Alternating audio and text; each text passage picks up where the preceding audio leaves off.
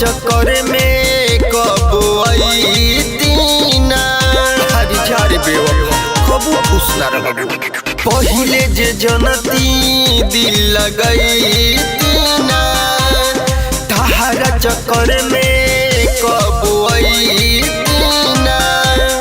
हम तो खाली पूछिले बतिया, हम तो खाली पूछिले बतिया, रह के वादा कइला के दुख नहीं बाटे तहरा गइला के, दुख बाटे तोहसे दिल लगइला के, कि दुख बाटे तोहसे प्यार कइला के।